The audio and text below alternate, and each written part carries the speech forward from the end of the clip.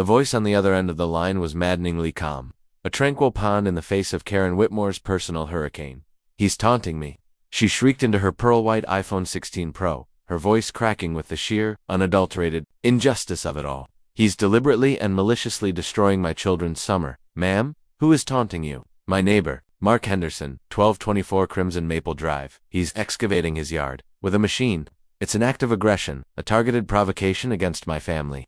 She paced the pristine, cool marble of her foyer, her eyes locked on the scene unfolding across the street through her leaded glass door. It hadn't always been like this. For 5 glorious years, Karen had reigned supreme over the Crimson Maple Estates Homeowners Association. Not officially, of course. The official president was a retired orthodontist named Gerald, but everyone knew Karen was the throne behind the power. Her word was bond, her disapproving glare more effective than any formally written citation. She had curated the neighborhood's aesthetic with the precision of a surgeon, lawn height regulated to exactly 2.5 inches, mailboxes, a uniform shade of heritage bronze, and holiday decorations to be erected no earlier than the 1st of December and removed no later than the 2nd of January. It was a symphony of suburban perfection, and she was its conductor.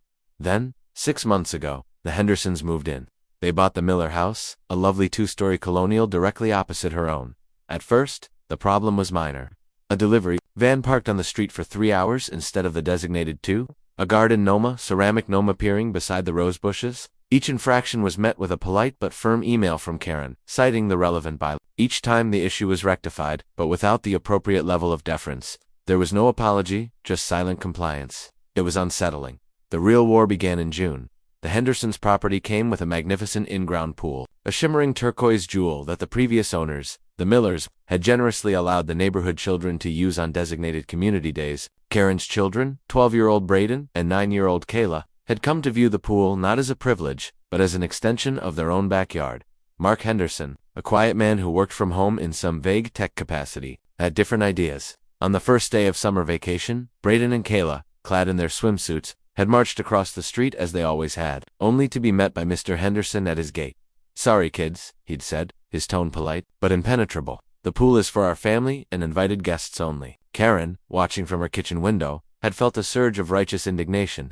She'd stormed over herself, her sundress fluttering behind her. "Mr. Henderson," she'd begun, her voice dripping with forced sweetness, "I think there's been a misunderstanding. The Millers always—" "I'm not Mr. Miller," he'd interrupted, still polite. "It's a simple matter of liability and privacy. I'm sure you understand." She did not understand. She saw it as a declaration of war. For the next 2 weeks, she waged a campaign of attrition. She instructed Braden and Kayla to accidentally let their frisbee fly into his yard. She'd then march over to retrieve it, sighing dramatically about how the pool was right there. Such a shame it was going unused. Her children, taking their cues from their mother, escalated. They began sneaking in. A quick dip when they thought Henderson was in a meeting. A cannonball when his car was gone. Each time, Henderson caught them. The first time, he personally escorted them back to Karen, explaining the situation calmly. The second time, he sent Karen a formal email with a photo from his security camera. The third time, 2 days ago, he'd sent her a certified letter. It was a cease and desist notice, drafted with what seemed to be professional legal precision, threatening trespassing charges if her children set foot on his property again. The letter was a slap in the face. It implied she was a negligent parent, her children delinquents. It was an insult of the highest order. She spent the entire next day fuming, drafting a 10-page letter to the HOA board about Henderson's antisocial behavior and the destruction of community spirit. She was halfway through a paragraph detailing the psychological trauma inflicted upon Kayla by the denial of poolside access when she heard the noise. A low, guttural roar, the beep-beep-beep of a vehicle in reverse. She had rushed to the window, and her jaw had dropped. A massive yellow excavator was perched on the edge of Henderson's pristine lawn. 2 men in hard hats were directing it towards the pool. Towards her children's summer oasis she had flown out the door, her bare feet slapping against the hot asphalt. "What are you doing?" she had screamed, not at the workers, but at Henderson, who was standing on his porch, calmly sipping a glass of iced tea. He looked at her, a flicker of something unreadable in his eyes. "Good morning, Karen. I'm solving a problem. You can't do this," she sputtered. "That pool is a community asset. It's an in-ground pool on my private property, for which I pay the taxes and insurance," he said, his voice level. "And since the neighborhood seems to believe it's a public utility, and my requests for privacy have been ignored, I've decided the simplest solution is to remove the attractive nuisance altogether. It's a liability I'm no longer willing." Tusholdaki then raised his phone slightly. "You are being recorded, by the way, just for the record." The sheer calculated cruelty of it stole her breath. He wasn't just taking away the pool. He was taking it away because of her. He was punishing her children to get at her. It was monstrous. It was a provocation, a hostile act, which brought her to now, pacing her foyer, listening to the 911 dispatcher's infuriatingly placid voice. Ma'am, is he threatening you? Is there a weapon? His weapon is a backhoe. Karen sobbed, in a complete disregard for the emotional well-being of children. He's creating a hazardous construction site, a blight on this neighborhood, purely out of spite. You have to stop him. There was a long pause. Karen could hear the faint click-clack of a keyboard. Ma'am, removing a pool from one's own property is not a criminal offense. But the motive, she insisted. It's a hate crime against Summer. I'm going to dispatch a patrol car to do a welfare check, ma'am, but I need you to stay off your neighbor's property and not engage with him. The line clicked dead. A patrol car. Good.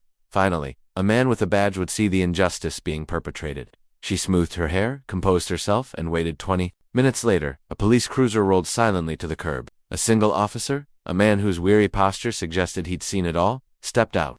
Karen met him on her lawn.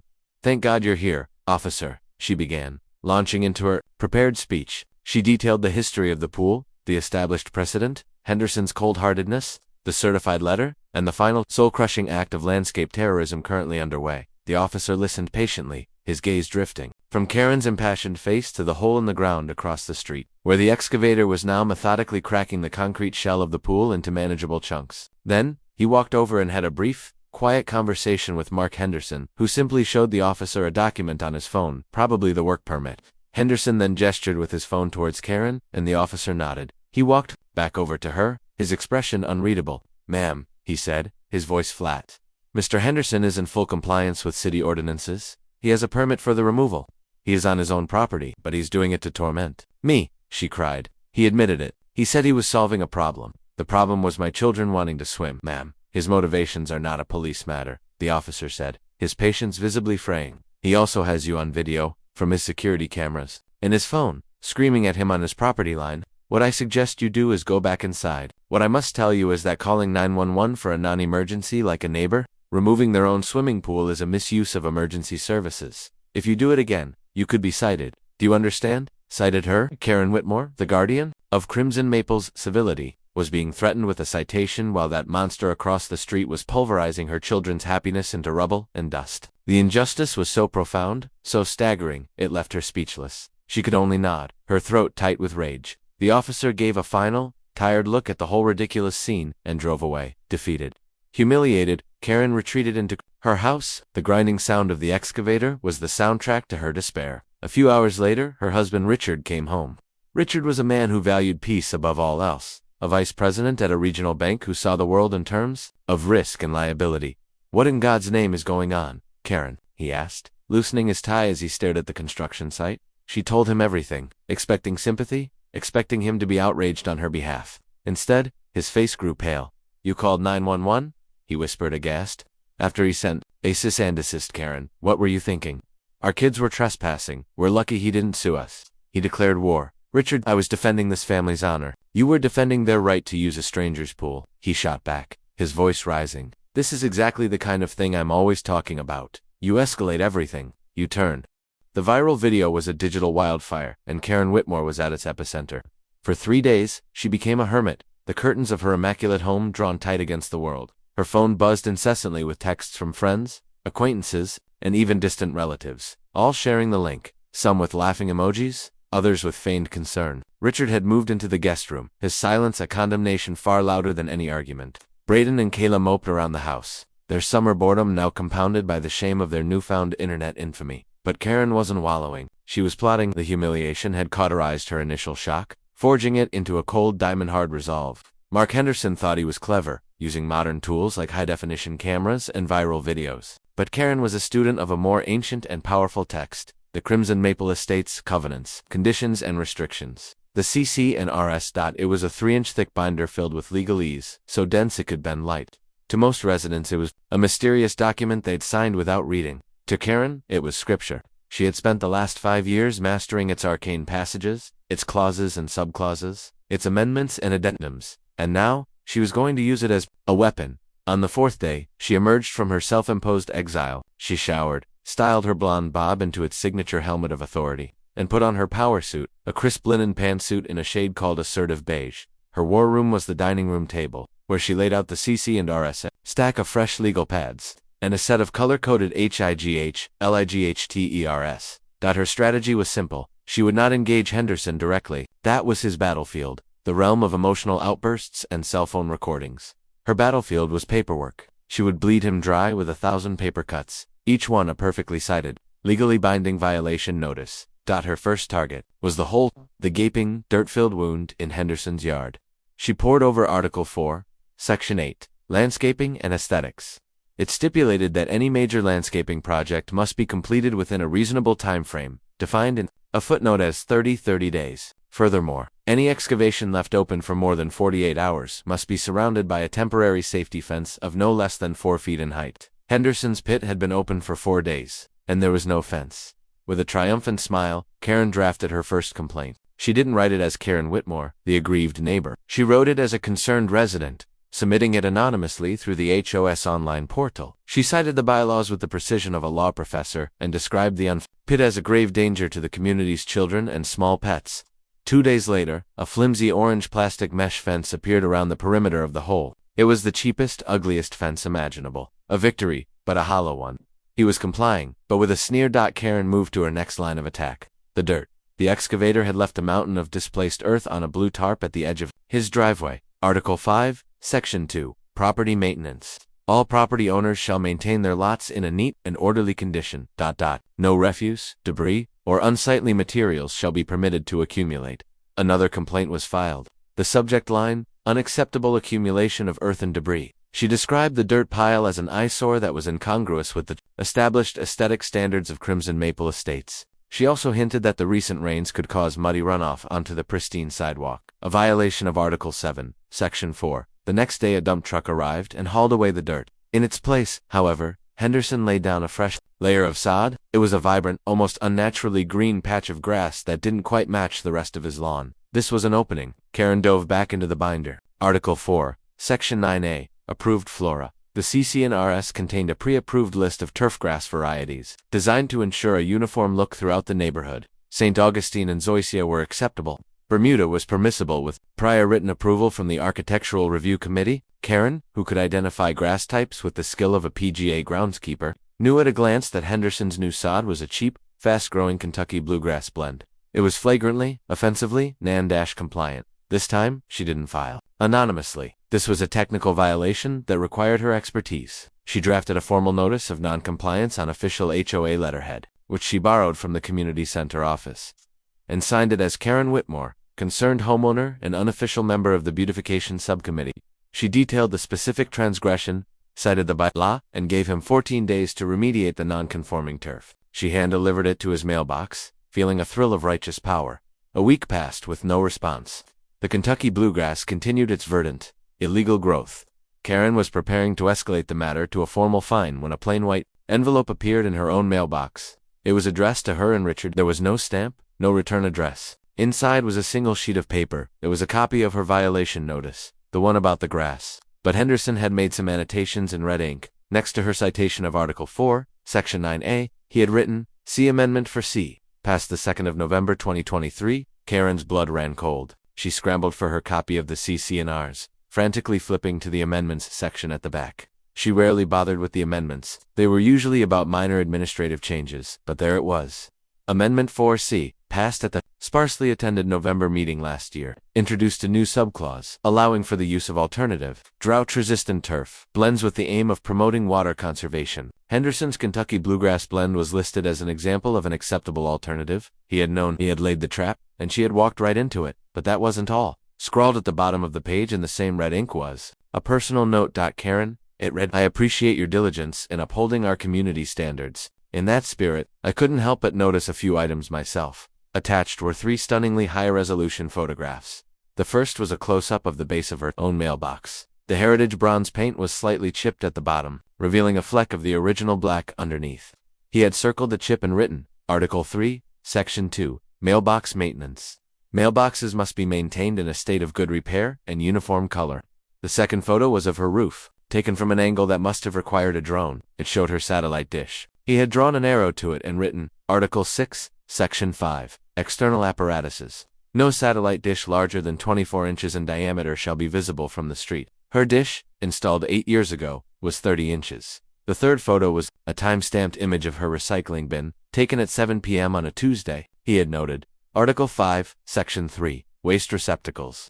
Waste and recycling receptacles shall not be placed curbside prior to 6 a.m. on the day of collection. It was a declaration of total war. He had weaponized her own playbook against her. He had studied the CCNRs just as she had, but with a cold, detached, technical precision she had underestimated. That evening, Richard found her at the dining table, staring at the photos. "What's this?" he asked. "It's from him," she whispered, her voice trembling with a mixture of fury and fear. Richard read the annotated letter. He looked at the pictures. He sank into a chair, rubbing his temples. "He's got you, Karen. The mailbox, the satellite dish. He's got you dead to rights. It's petty harassment, Richard. Is it? Or is it exactly what you've been doing to him for the past month?" he countered, his voice weary. "This is a game we will not win.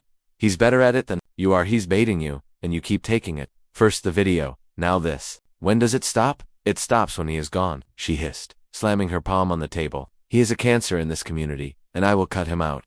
Ignoring Richard's pleas for de-escalation, Karen spent the next week in a frenzy of counter-surveillance. She bought a pair of high-powered binoculars and spent hours peering through her blinds, documenting Henderson's every move. She photographed his car when it was parked 2 inches too close to the sidewalk. She timed his dog's barks to see if they exceeded the nuisance noise ordinance. She even sifted through his recycling one night after he put the bin out, searching for evidence of an undeclared home business, a violation of the zoning clauses. She compiled a dossier, a thick folder of potential violations, each one more tenuous than the last. But she knew it wasn't enough. She was fighting a guerrilla war. She needed to launch a full-scale invasion. She needed the HOA board. She called an emergency meeting of the board at her house. Gerald, the retired orthodontist, came, as did the 2 other members, a meek librarian named Brenda and a belligerent real estate agent named Stan. Karen laid out her case. She framed Henderson as a rogue element, a threat to the neighborhood's property values and way of life. She presented her dossier of his transgressions, from his non-compliant sod, conveniently omitting the amendment to his improperly parked sedan. "He is a serial violator of our covenants," she concluded, her voice ringing with conviction. "He flouts our rules. He documents his neighbors with drones. He creates public spectacles on the internet. He has turned our peaceful..." The HOA's surrender was a public humiliation more profound than the viral video. At the next neighborhood barbecue, people avoided her. Conversations would halt when she approached a group, resuming in whispers once she had passed.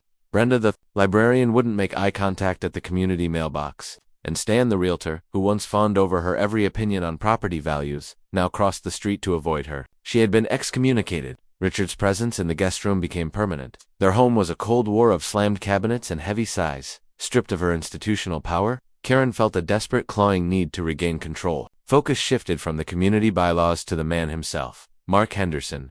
Who was he, really? Where did he come from? What was his life before he arrived to shatter her perfect world? The lawyer revelation was a clue. He was a man who dealt in facts, in evidence, and documented histories. Her campaign of innuendo and petty violations had been like throwing pebbles at a fortress. To defeat him, she needed to find a flaw in the fortress itself. Thus began Karen's deep dive into the digital abyss. She, who had once prided herself on her real-world influence, now became a creature of the internet. Her late nights were no longer spent reading CCNRs, but scrolling through social media, public records databases, and the shadowy corners of online forums.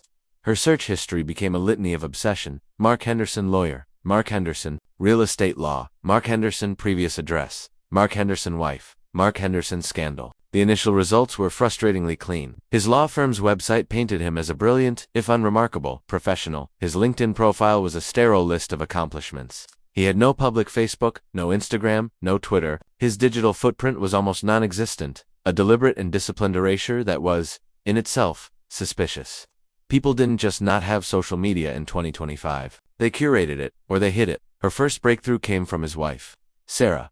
Unlike Mark, Sarah Henderson had a public Instagram profile. It was a wholesome, carefully curated feed of artistic photos, lattes with foam art, sun-dappled pictures of their golden retriever, scenic shots from hiking trips. It was aggressively, almost performatively, normal.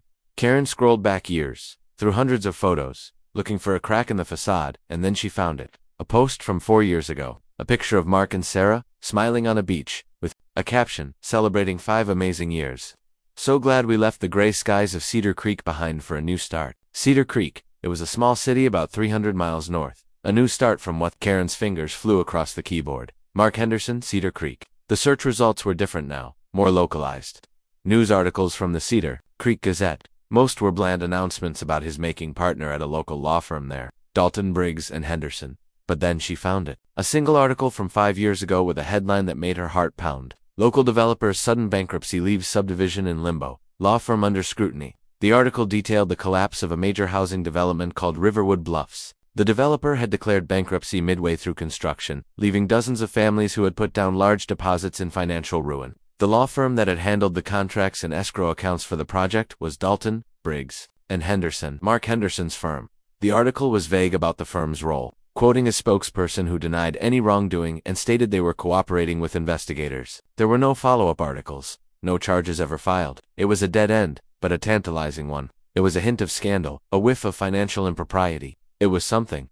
She dug deeper, searching for online forums or community groups from Cedar Creek related to the bankruptcy. She found a defunct Facebook group titled Victims of Riverwood Bluffs. The posts were years old, a digital graveyard of anger and despair. People had lost their life savings. Their dream homes had become half-finished husks. Karen spent hours reading through the old posts, a digital archaeologist unearthing a forgotten tragedy. She was looking for a name, a voice, someone angrier and more articulate than the rest, and she found him, a man named David Miller. Not the same Miller who had sold the house to Henderson, but a different Miller, a coincidence that felt like fate. David Miller had posted relentlessly for months after the collapse, accusing the developers and their lawyers of running a sophisticated scam. He claimed the firm had known about the developers' financial instability and had helped them hide assets. His posts were filled with specific details about timelines and financial transactions that sounded credible, even if they were laced with raw, desperate anger. His last post was from 4 years ago. They think they got away with it. Henderson and his cronies. They just pack up and move on, leave us with nothing, but people don't forget. The truth comes out, always. Karen felt a jolt of adrenaline. This was it? This was the weakness? Henderson hadn't just moved for a new start. He had fled. He had run from a scandal that had ruined lives. The question now was how to use this information. She couldn't just post it on the neighborhood Facebook page. Henderson would sue her for libel, and, given his history, he would win. She needed the information to come from someone else. She needed to light the fuse and let someone else carry the bomb. She needed David Miller. Finding him was surprisingly easy. A few more searches led her to a David Miller of the right age who now lived in a town just an hour from Cedar Creek. He ran a small hardware store. She found the store's Facebook page, and through that, his personal profile. Is mostly pictures of his kids and promotions for his store. He seemed to have moved on. Karen's job was to make him remember. She created a new anonymous email address, crimsonmapletruth@protonmail.com. She spent an entire day crafting the perfect email to David Miller. She couldn't sound like a vindictive suburbanite. She had to sound like an ally, another victim. Subject: Mark Henderson and Riverwood Bluffs. He's at it again. Mr. Miller, I am writing to you anonymously for my family's safety. I am a resident of a community in which Mark Henderson now lives, and I believe he is employing the same unethical tactics here that he used in Cedar Creek. I came across the story of the Riverwood Bluffs collapse and your fight for justice. I am so sorry for what you and the other families went through. It seems Mr. Henderson has a history of destroying communities and walking away unscathed. He has recently created a massive conflict in our neighborhood, manipulating our HOA, threatening residents with lawsuits, and turning neighbor against neighbor. He operates with a chilling efficiency that suggests he has done this before. Your name came up in my research, and I felt compelled to reach out. I believe you were right all along about him. He has made powerful enemies here, but we lack the history that you possess. The story of Riverwood Bluffs needs to be told again, not by a stranger, but by someone who lived it. He has worked hard to bury his past, but as you once said, the truth always comes out. I have attached a link to a recent news article about his law firm here, as well as a link to a video that showcases his character. Perhaps it is time to remind people what kind of man Mark Henderson really is. A concerned citizen. She attached a link to a generic press release about Henderson's current firm, and of course the infamous YouTube video of her own meltdown. It was a risk, revealing the origins of the conflict, but it was a necessary one. It showed Henderson's character. She hit send, and felt a profound sense of power. She was no longer just a reactionary housewife. She was an operative, a puppet master pulling strings from hundreds of miles away. For a week, there was nothing. Karen checked her anonymous email account a dozen times a day, her anxiety mounting. Maybe Miller had ignored it. Maybe he had moved on and didn't care. Maybe her gamble had failed. And then, it happened. On a Tuesday morning, a new post appeared on the Crimson Maple Estates community Facebook page. It was from a user she didn't recognize. David Miller. His profile picture was a grim-faced man in his late 50s. His post was explosive. To the residents of Crimson Maple Estates, it began. You have a predator living in your midst. His name is Mark Henderson. Some of you may only know him as the man from the pool video. I know him as the lawyer who helped a crooked developer steal my family's life savings. The post went on for 10 paragraphs. It was a fiery, emotional, and detailed account of the Riverwood Bluffs disaster. He named Henderson personally, accusing him of being complicit in fraud. He linked to the old news articles. He told personal stories of families who had been forced into foreclosure, of marriages that had ended under the financial strain. He ended the post with a chilling warning. He got away with it in Cedar Creek because we were just normal people, and he was a powerful lawyer who knew how to hide the truth. Don't make the same mistake we did. This man is a wolf in sheep's clothing. He will destroy your community and your lives just as he destroyed ours.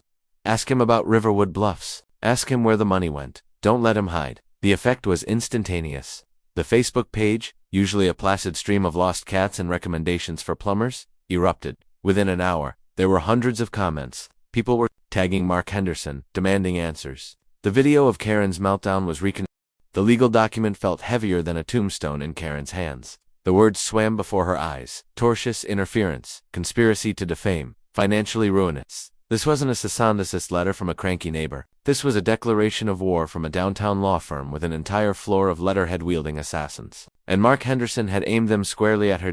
The demand was diabolical. Buy his house at full asking price, $1.2 million, face a lawsuit that would bleed them dry, ruin their reputation far beyond the confines of a silly YouTube video, and possibly land them in actual legal jeopardy. He had cornered her, offering a choice between two different kinds of annihilation, financial or social. Richard's reaction was a quiet, terrifying implosion. He read the document, his face draining of all color. He didn't yell. He didn't scream. He simply sat down at the dining room table, the same table where Karen had plotted her disastrous campaigns, and put his head in his hands. You contacted him. Karen, he whispered, his voice muffled. You reached out to that man from Cedar Creek after everything I said. After the board warned you. I was protecting us. I was protecting this neighborhood from a con man, she retorted, her voice a shrill mix of defiance and panic. Weren't protecting anything, he roared, his head snapping up, his face a mask of fury and despair. You were satisfying your own ego. You couldn't stand that he outsmarted you, so you went nuclear. And now you started a fire that's going to burn our whole damn life to the ground. We can fight it. With what, Karen? With the money we don't have. Against his old firm, which has a vested interest in crushing this to protect their own name. He told you he was a lawyer. He told you he specialized in this. He practically handed you his resume and you chose to spit on it.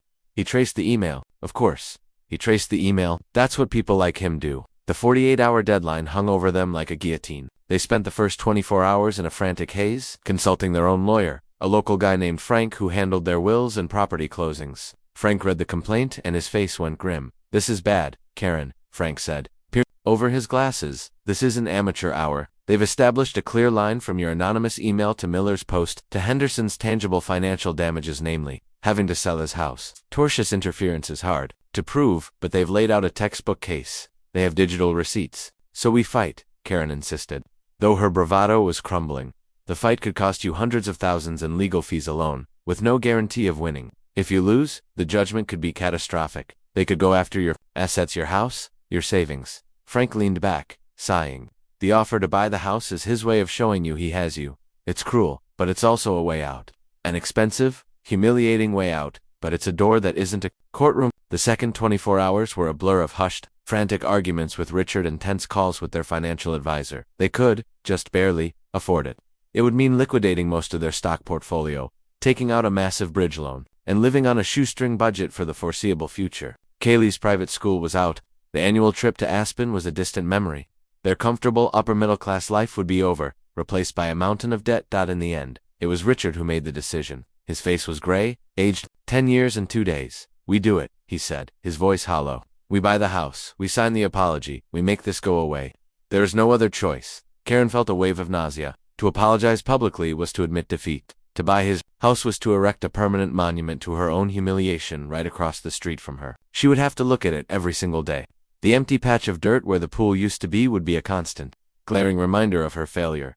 With 30 minutes left on the deadline, their lawyer called Henderson's lawyer and accepted the terms. The next week was the most humiliating of Karen's life. First came the apology. As per the agreement, she had to post it herself on the community Facebook page. Her fingers trembled as she typed the words, each one a small, bitter pill. To the residents of Crimson Maple Estates, I am writing to issue a formal and sincere apology to Mr. Mark Henderson and his former law partners at Dalton and Briggs. Recent posts on this page contained unfounded allegations regarding Mr. Henderson's past business dealings in Cedar Creek.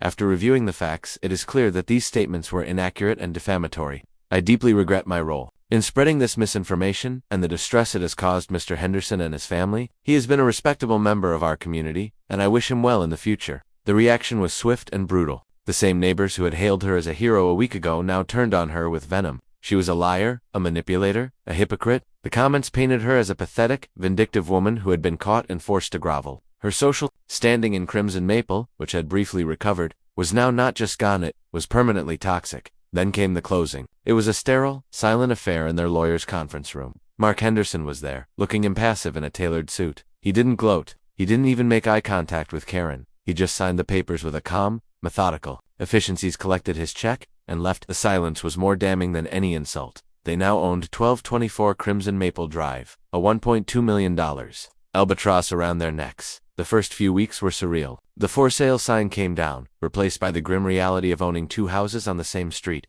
Richard listed their own home for sale, but the market was slow, and the story of the HOA war, as it was now known locally, had tainted the entire block. Potential buyers were skittish. Karen retreated into the gilded cage of her home. The community she had once ruled now shunned her completely. Her phone was silent. Her social calendar was empty. Her days were spent staring out the window at her other empty house. Her monument of shame. The emptiness across the street began to work on her psyche. It was a vacuum, and Karen's mind, always active, began to fill it with paranoia. Why had Henderson done this? The money was one thing, but the sheer theatricality of the punishment felt personal, disproportionate to her initial offense. This wasn't just about a pool or some bylaws. He hadn't just wanted to win. He had wanted to utterly dismantle her, piece by piece. Driven by a new, darker curiosity, she used the keys she now possessed to let herself into his old house. It was professionally cleaned, empty, and sterile, but he had left one thing behind. In the study, on the built-in bookshelf, was a single, leather-bound photo album. Her heart pounded. This had to be a mistake. The cleaners must have missed it. She opened it. The photos were old, from the late 90s. They showed a happy, middle-class family. A smiling man with a receding hairline, a woman with a kind face, and a teenage boy with braces and glasses. In the background of many of the pictures was a modest, but well-kept, split-level house. Karen flipped through the pages, an uneasy sense of familiarity creeping over her. Then she saw it. A group photo from a neighborhood block party. The date stamp on the photo read August 1998. Standing in the back, holding a beer, was the smiling man with the receding hairline, and standing next to him, forcing a smile, was a younger, thinner version of her own husband, Richard. Karen's breath hitched. She didn't recognize the house, but she recognized the man. He was one of Richard's old colleagues, from his first job out of college, a man named Tom Riley. Richard had never liked him. She flipped to the last page of the album. There was a single, faded newspaper clipping. The headline read, "Family loses home after HOA dispute over fence." The article told a story from a different town, a different time. It detailed how Tom Riley and his family had been forced to sell their home after a prolonged and bitter dispute with their HOA over the height of their backyard fence. The Rileys had fought back, but they had been worn down by escalating fines, legal threats, and social ostracization, all spearheaded by the HOA's aggressive new president. The article quoted the president, who boasted about maintaining community standards at all costs. At the bottom of the article was a small, grainy photo of the HOA president, a much younger woman with an ambitious, hard-edged smile and a formidable, blonde bob. It was her. The photo album wasn't left by mistake. It was a message. The teenage boy in the photos, the one with the glasses and braces, his name was Mark. He had been forced to watch as his family's life was ruined by an overzealous HOA president. Tom Riley was his father. He had changed his name, from Mark Riley to Mark Henderson, after his mother remarried. This wasn't about a pool. It had never been about the pool. This was about a fence. It was about a humiliation that had happened 27 years ago. Mark Henderson hadn't just stumbled into her neighborhood. He had chosen it. He had spent years building his career, his fortune, his skills. All for this. This was a revenge plot, decades in the making. Karen sank to the floor of the empty study, the photo album in her lap. She wasn't the victim of a random sociopath. She was the villain in a story she had started and forgotten long ago. Her actions had created the monster that had now come back to destroy her. She thought she was the queen of Crimson Maple Estates, but she had only ever been a ghost, haunting a teenage boy. The revelation that Mark Henderson's campaign of destruction was a meticulously planned, decades-long revenge plot did not bring Karen closure. It brought a new kind of terror. It recontextualized her entire life. How many other forgotten battles had sown the seeds of future ruin? Her reign as HOA queen, which she'd seen as a series of righteous victories for suburban order, was now revealed to be a minefield of grievances. each one a potential Mark Henderson waiting to bloom. Richard took the news about the Riley family with a kind of weary resignation. The fight from 27 years ago was a vague memory for him, a footnote in his career ascent. The guy was an idiot. His fence was an eyesore, was all he said, but the fight had gone out of him. The financial strain of owning 2 multi-million-dollar homes had broken his spirit. They were housepoor, trapped, and the knowledge that this was a karmic boomerang of their own making offered no comfort, only a bitter, cosmic irony. Their days fell into a grim routine. Richard left for the bank before sunrise and returned long after dark, burying himself in work to avoid the crushing reality of their finances. Karen lived like a ghost in her own home, watching the neighborhood she once ruled move on without her. The sale of their original house was going nowhere. The stigma, as their realtor politely called it, was too great. Meanwhile, Stan, the realtor, was making moves. Having bought Brenda's house for a song, he'd convinced the timid librarian that property values were about to plummet. He immediately nominated himself to fill her vacant seat on the HOA board. With Gerald old and tired, and the third member a nonentity, Stan quickly became the de facto leader, and his reign was going to be very different from Karen's. Karen's rule had been about aesthetics and control, a suffocating but consistent vision of suburban perfection. Stan's rule was about something far more tangible: money. Specifically, his money. As a realtor, he saw Crimson Maple Estates not as a community, but as a portfolio of assets, and he was determined to maximize its value by any means necessary. His first act was to propose a beautification and enhancement special assessment. He presented it at an emergency HOA meeting held in the community center, as no one would host it at their home anymore, with a slick PowerPoint presentation full of renderings of new, elaborate wrought iron gates for the entrance, a cobblestone roundabout, and upgraded LED streetlights. This investment, Stan declared, his voice booming with salesman's charm, will not only enhance our quality of life, but will add an estimated 8% to our property values. It is not an expense, it is an investment in our collective equity. The price tag was a staggering $15,000 per household, due in 90 days. Panic erupted in the room. People who had secretly cheered Henderson's takedown of Karen were now faced with a leader whose ambitions would hit them directly in the wallet. Several homeowners protested, arguing it was an unnecessary and unaffordable expense. Stan was prepared. He smiled condescendingly. The CC&Rs, Article 9, Section 3. Give the board the authority to levy special assessments for capital improvements with a simple majority vote of the board. And as the board currently stands, we vote yes. This is not a debate, it is a notification. He had weaponized the bylaws with a speed and ruthlessness that made Karen's old methods look quaint. He wasn't interested in warning letters about mailbox paint. He was going straight for the financial jugular. For Karen and Richard, the notice was a death sentence. They were already bleeding money on 2 mortgages. Another $15,000 was an impossibility. Karen watched Stan's rise with a sickening mix of horror and professional jealousy. He was using her playbook but had supercharged it with naked capitalism. He didn't care about community spirit, he cared about comps, and he was just getting started. His next move was even more audacious. He targeted the older residents, like Gerald, the retired orthodontist, citing a newly discovered bylaw about maintaining modern safety standards. Stan's board declared that all homes over 20 years old needed a mandatory electrical and plumbing inspection by a board-approved contractor. The approved contractor, of course, was a company owned by Stan's brother-in-law, who charged triple the market rate and invariably found thousands of dollars in necessary upgrades. It was a shakedown, pure and simple, a legal way to force the less affluent, fixed-income residents to either pay up or sell. And who was there to offer them a quick lowball cash offer on their homes? Stan, the friendly neighborhood realtor. Crimson Maple Estates was transforming. The quiet, if tense, community of families was becoming a churning real estate market. The atmosphere grew thick with resentment and fear. Neighbors looked at each other with suspicion. Who would be targeted next? Who would be forced out? Karen was a prisoner in her own gilded cage, watching the new tyrant perform a speedrun of the despotism she had spent years perfecting. But now, she was on the other side. She received a formal notice that her newly acquired property, 1224 Crimson Maple Drive, was in violation. Stan's violation, the unfenced, unfilled hole where the pool used to be, was a persistent safety hazard and aesthetic blight. According to the fine schedule he had just passed, the penalty was $200 per day until it was remediated. The cost to fill and landscape the pit properly was quoted at over $25,000. Money they didn't have. The fines began to accumulate, a digital clock ticking towards their financial ruin.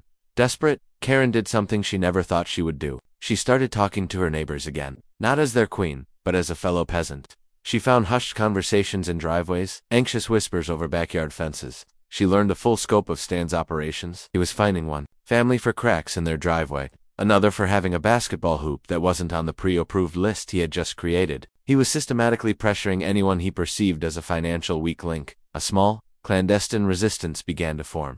They met in living rooms after dark, a motley crew of the people Karen herself had once terrorized. The family with the slightly too tall hedge, the man with the boat in his driveway, even Brenda, the librarian, who was now renting a small apartment and was furious at having been manipulated by Stan, and at the center of it, to her own astonishment, was Karen. They looked to her for guidance. She was the one who knew the bylaws, who understood the system. "He's using the rules against us, the same way you used to," one man said, not unkindly.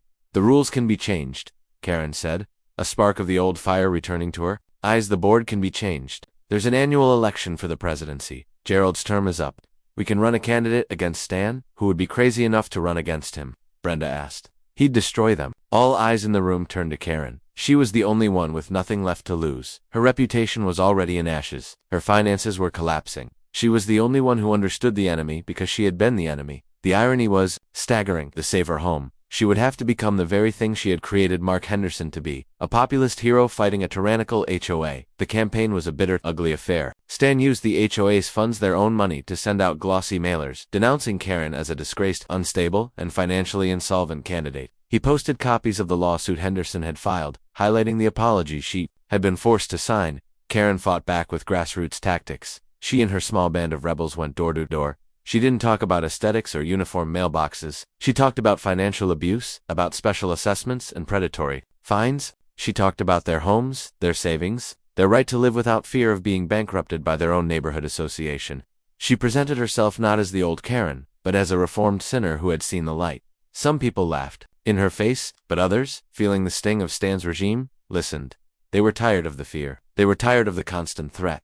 The night of the election, the community center was packed. The tension was thick enough to cut with a knife. Stan gave a slick, confident speech about property values and investment. Karen, her voice trembling but firm, stood up and spoke from the heart. "I know what you all think of me," she began, looking out at the sea of hostile and skeptical faces, "and you're not wrong. I was obsessed with control. I cared more about the rules than the people. I lost my way, and I paid the price for it. I am paying the price for it every single day." She looked towards the house across the street, her monument of shame. "But what is happening now is not about control. It's about corruption. It's about one man using the power of this board to enrich himself by intimidating and preying on his neighbors.